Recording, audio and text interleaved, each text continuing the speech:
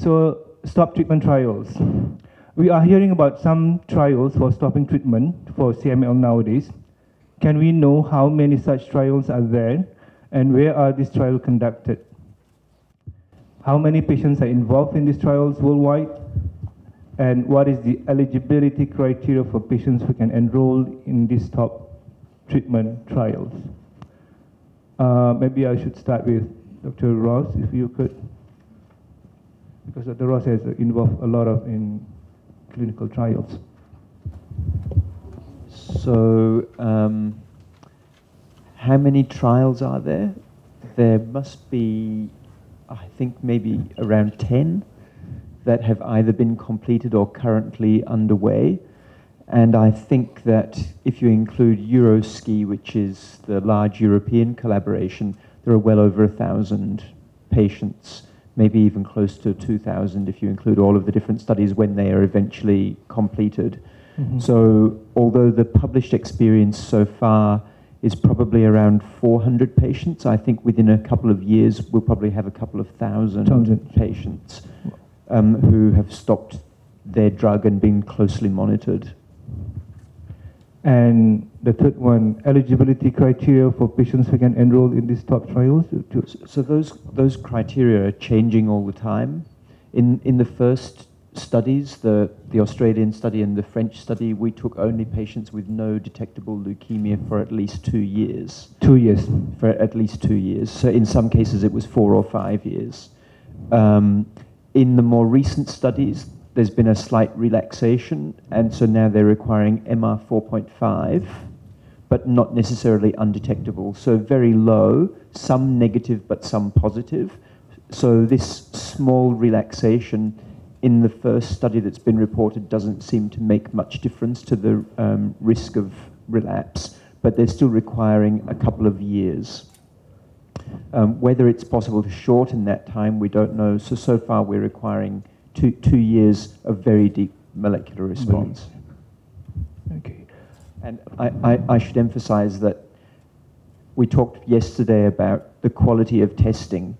So the people who've gone into these studies have mostly been tested in very well-established laboratories, because if you've been negative for 2 years in a laboratory where the test isn't very good, that doesn't necessarily mean the same thing as being negative for 2 years in a lab in Bordeaux or Mannheim or Adelaide.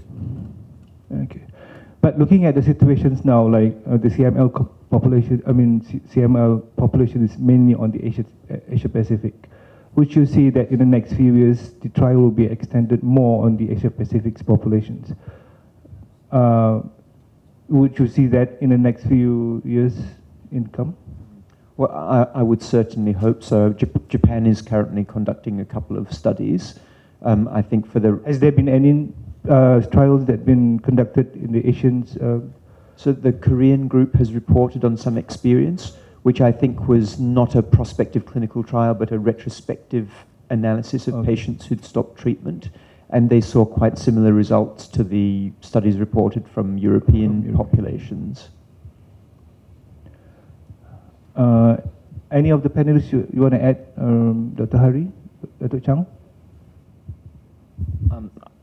I guess there are a few issues to stopping TKI in a clinical setting. One of which is, of course, the eligibility criteria in the various trials were different.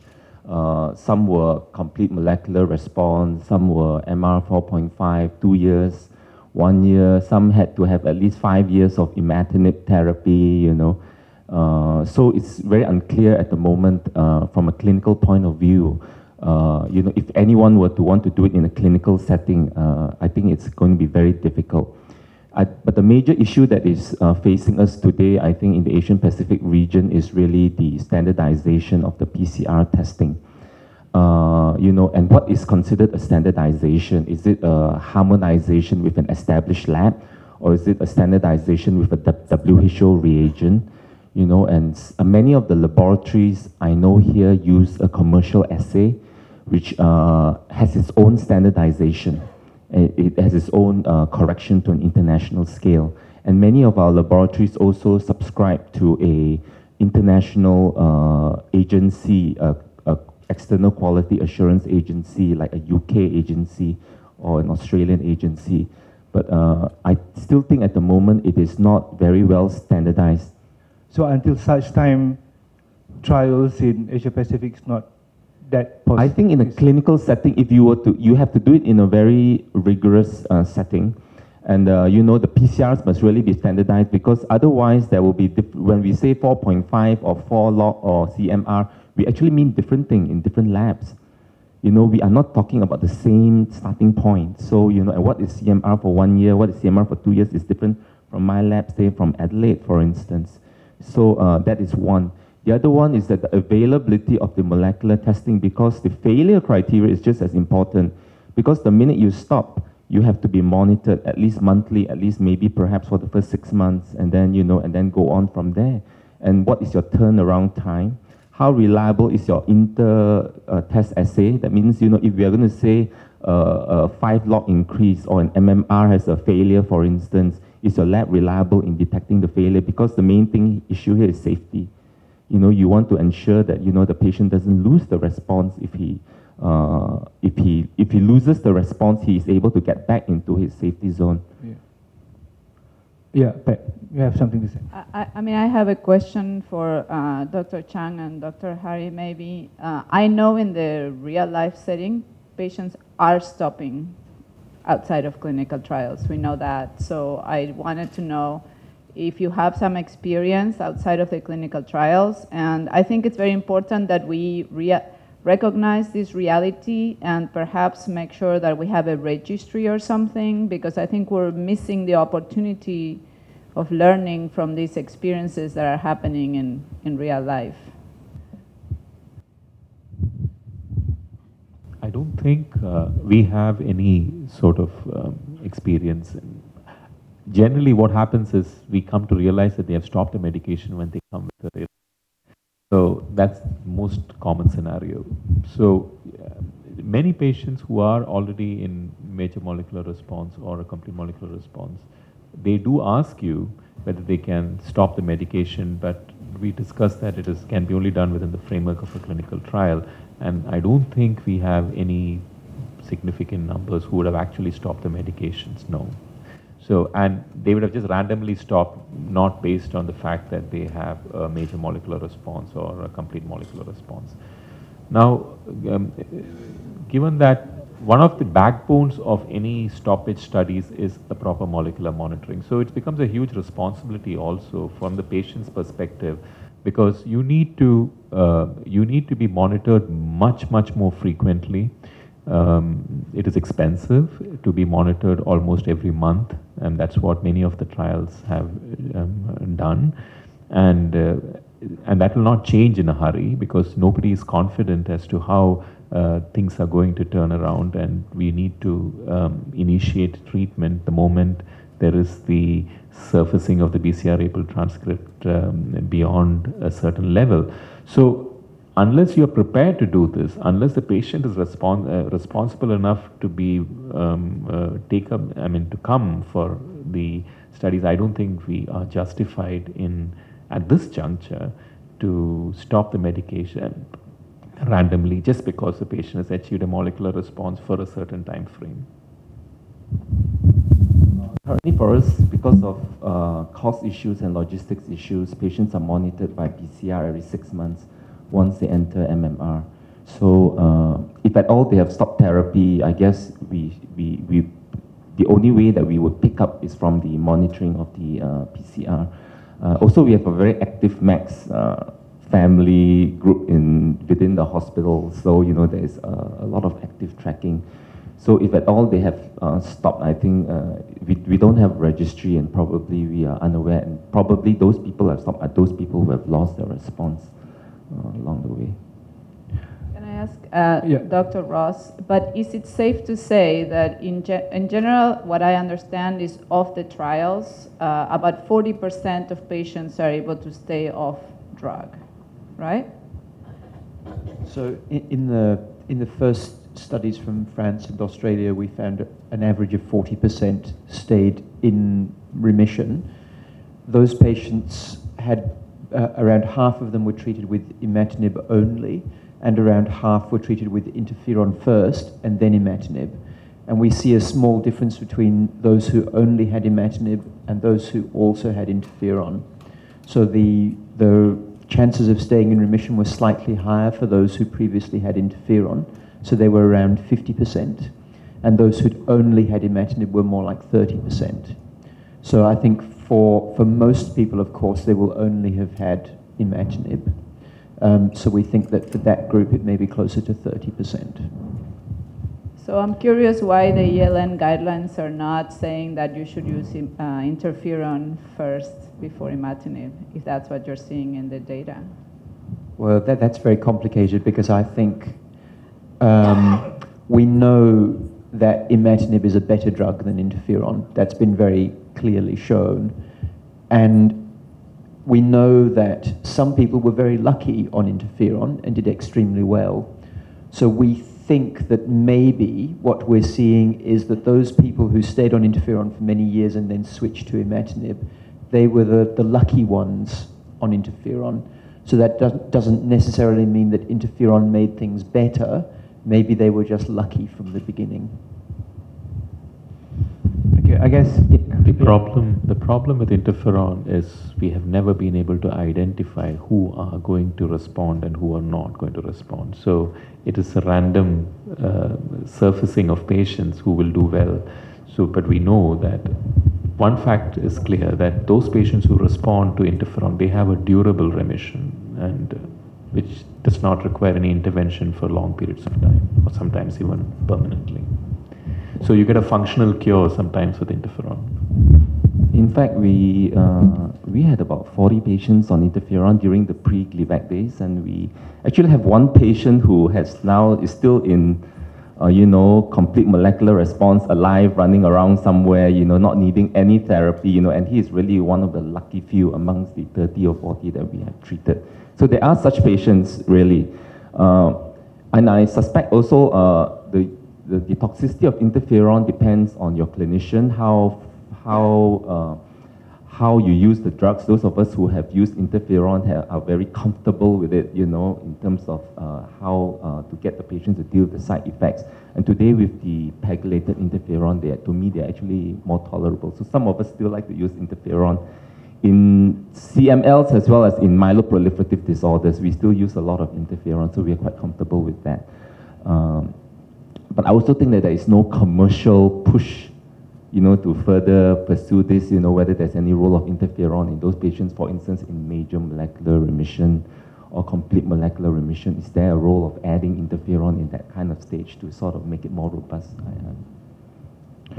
Okay, we shall proceed to the next one. Cure or control, what do we know about the role of TKIs? We know that transplant is the only curative treatment for CML, with the era of TKI in existence for more than 10 years. Does this still apply? Current conclusion regarding the roles of TKI in expert's perspective. Anybody want to start?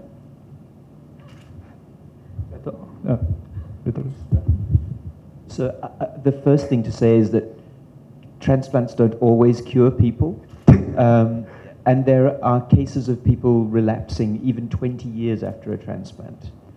So I think we should remember that watching somebody for 4 or 5 years is not a guarantee. That you really need, if you've got CML, you've got CML for life, and you can't disappear and just forget about it, no matter how far down the track things are, because we know that very rarely things will go wrong, even after more than 10 years. So I think we can learn that from transplantation. Don't just disappear and forget about the leukemia.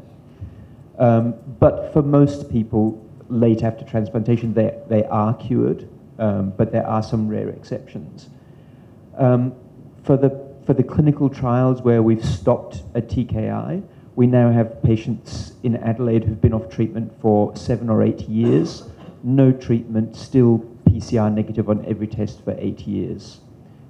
So we feel that there are definitely small numbers of patients who can safely stop their TKI and have a long-term response without treatment.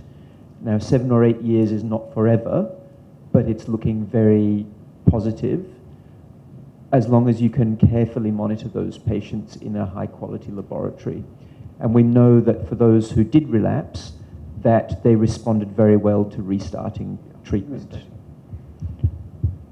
Dr. Chang? I think there are a couple of issues here. One is that I think, are there any clear indications for stem cell transplantation today in the era of TKI? And perhaps there is in certain subsets. Say if you presented in blast crisis, I think you should have a transplant. Or while on a TKI you progress, meaning that you develop accelerated phase, I think generally those patients don't do so well. Whether if you've got a T315I mutation, you should go for a stem cell transplant. I think the ponatinib has some patients who are stable for up to 2 years now. Whether it's going to be longer than that, we don't know. So perhaps T315I may not be an absolute indication for transplantation. So I think there are small subsets that, we should consider a stem cell transplantation. The other issue, of course, the problem with CML is today is that we are now divided into a world of haves and have-nots. If you are in the world of haves, it doesn't matter, you can do first line, second line, third line, fourth line, fifth line, sixth line down to, But if you are in the world of have-nots, like us, how do you deal with it? You don't have that many options. The truth is that, you can monitor, you can follow the ELN guidelines. You don't meet the monitoring at 3 months, you don't meet the targets at 12 months. What are your options, But I think most of us as clinicians would say that, if you are still responding, still in chronic phase, we would probably opt for the more conservative option. But if that means you are still responding, you're in chronic phase, but you're not meeting the time points, you are not getting onto the 95% curve, just too bad. But but you perhaps will get on the 85% or 70% curve, which is still not too bad, because you don't have a second or third option. But of course, there are certain failure signs that, definitely, if you are not going to get there, you are not going to get there. And I think we need to also, within our national guidelines, identify which are those points that, perhaps, that I think there's still a small role of stem cell transplantation. Unfortunately, the stem cell transplant facilities are more readily available in the world of haves than the have-nots. Yeah. So, you are still stuck with the same issue. Yes. I'll just comment and tell an anecdote. A couple of weeks ago, I read in one of these discussion forums of CML patients, a US patient diagnosed 2 years ago, and she posted something saying, I have had CML for 2 years and I have been on TKI, and I come to find out today that there's something called a transplant, and my doctor did not give me this choice. Wow. And I am so upset. And this is because the pharmaceutical companies are pushing their drugs, and it turns out I have that choice.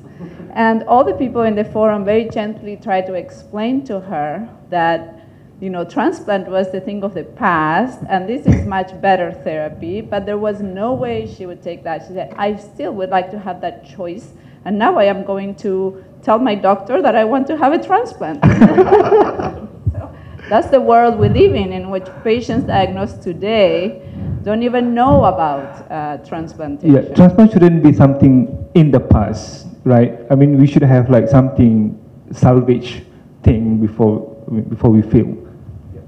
In fact, when I talked about the ELN guidelines yesterday, I didn't mention that in previous versions of the ELN guidelines, it said that everyone should be tissue typed at diagnosis to determine whether or not they should have a transplant. In the current version of the ELN guidelines, they specifically say it's a waste of time to tissue type everyone. You should only tissue type people if they fall into one of the warning categories. Okay, we shall go on to the next one. This is the reality. Ground realities, patients and or physicians stop treatment outside clinical trials. I think some of it has been discussed just now, or anybody want to add something? I was wondering for the delegates, if somebody has had the situation where your physician is suggesting that you stop treatment. Because we hear this all the time in our world of real life, following patients. Patients that come to us and say, my physician has suggested that I stop treatment. And so I would like to ask the panelists, what should patients do when their physician is saying that? I think it is, well, being involved in the STOP clinical trials, I think it's definitely necessary that you be monitored closely once you stop the treatment, especially in the initial phase. So if in your situation where your physician suggests for a discontinuation, you definitely need to make sure that you will be monitored closely, especially in those initial time frames. Yeah. Dr. Ross or Dr. Chong, do you want to add something? Maybe we will close this by maybe conclude on your opinions about these STOP trials and stopping the treatment. Yeah. Well, I ran one of the STOP trials, and I think the results are quite convincing. Now we've seen the same results over and over again from different studies in hundreds of patients, so we have an idea of what the results are. At the moment, we still can't tell which patient will be in the 40% and which patient will be in the 60%. And if we had better understanding of that, then I think it would make the decision easier for an individual patient if they had a better idea. But in my practice, where we have availability of close monitoring, I tell people who've been on treatment for a long time with a good response that if they are interested in stopping, it's something that we can talk about. I don't tell people that they should stop, but if people ask me about it, I tell them that it's an option, as long as they're prepared to have the tests frequently. Oh, okay. Dr. Chang, maybe as a closing statement. Perhaps the situations may be a little difficult in the Asian Pacific region. So I would say at the moment there is not enough clinical data to say stop because of the monitoring difficulties and the standardization. And I would also like to warn them that while those people who failed did manage to regain their initial response, but there were some people who did not. So I think for this region, I still think it is too premature to do it in a clinical setting. Perhaps if you're monitored at Adelaide or Singapore or one of the very good institutions, where it's harmonized, I think it's fine. But, outside in the clinical practice in the Asia Pacific region, I think it's still a bit too risky. Yes. The comment I want to make is that it seems to me in CML and in the stopping, both in the stopping situation and in other situations, we as patients and as patient leaders find ourselves with the reality that there is a group of key opinion leaders who are following the guidelines, who know how to treat CML. And then there is this huge number of physicians treating CML in a way that is not exactly the same as what is in the literature, what key opinion leaders as yourselves are doing. And so we find ourselves not knowing how to handle the situation when we have physicians that are not following the guidelines. And so I think that there's an opportunity for us as leaders of the patient community, as leaders of the physician community, to come together and try to figure out how do we solve that problem. Because a lot of the work we are doing is because the physicians who are treating CML today are not exactly on the same page as the key opinion leaders. So just a comment to say that it is difficult for us to know how to answer to a patient who comes and says, my doctor says I am done and I should stop my treatment. And so that this is a reality that we as patient leaders are seeing. And so, in whatever forums you all are active, I think that this is where there's a big need to train all physicians to be on the same page. At least in our community, I think, access to treatments is still difficult. Access to monitoring is difficult. They still have centers still doing cytogenetic monitoring, and some of our universities are still doing cytogenetic monitoring. Some are doing qualitative PCR only as well. So, I think I think in the future CML will be like a disease of the community because they probably will come and see us maybe every 6 months or every year, but they will be monitored in the community. So I think there is a lot of work to be done. Yeah. Dr. While I'm excited about these stopping imatinib studies and the data that has emerged, I would think that it is not ready for real time as yet. So because it's a huge responsibility, as we say, and the investigators of all these studies are still in the process of identifying or sifting through various factors as to who are going to respond and who are not going to respond.